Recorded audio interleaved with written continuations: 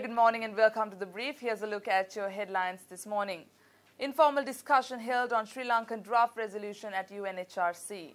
President Sirisena turns attention towards reducing excise revenue. Seya Sadayumi's murder suspects remanded till the 28th. Subin Nandi speaks on President's first appearance at UNGA. Several rounds of discussions on the draft resolution of Sri Lanka were held yesterday in Geneva, Switzerland.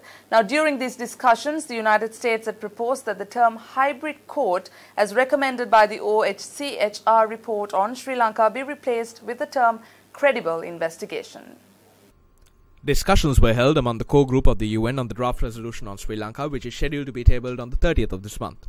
During the informal session, U.S. representative to the UN Human Rights Council in Geneva, Keith Harper, said that as the term hybrid court is open to various interpretations by the people, it would be suitable to change the phrase.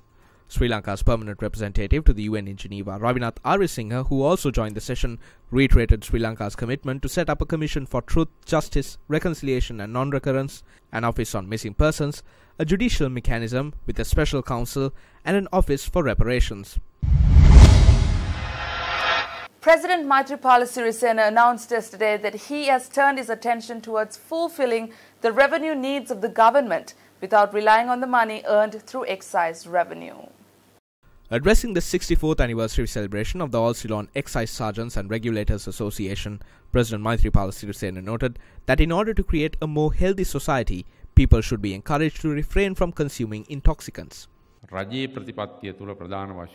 it comes to government policy, I always attempt to look at where we can recoup state revenue without relying on excise duty. As far as we know, intoxicants have been around ever since human beings evolved. Throughout the world, we are seeing an increase in people using intoxicants. Since in present, even school children are being drawn into the use of intoxicants by various base smugglers. As a government, we are looking at how we can save the children, the youth and the people as a whole from this.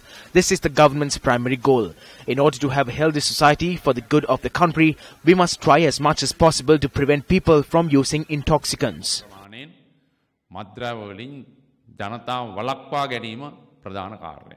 Minister of Finance Ravi Karunanayake, who attended the event alongside President Sirisena, noted that the budget of the new government would be announced on the 20th of November. The two suspects who were arrested in the brutal murder of Seya Sadayumi in Kotadeniyawa were produced before the Negombo Judicial Medical Officer on Monday. Our reporter says that two suspects were brought to the JMO in Negombo separately. The suspects were subsequently remanded until the 28th of this month.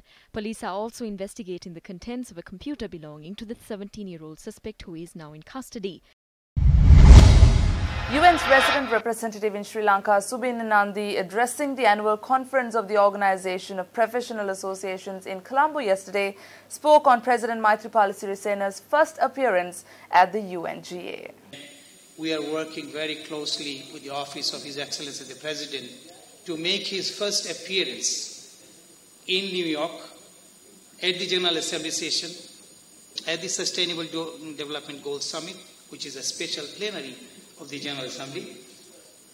This first appearance, first emergence to be very, very auspicious, remarkable, so that people hear about the new course of politics that is being laid in Sri Lanka. Well, that's a wrap of The Brief today. I'm Florine Rajendran reminding you to stay briefed.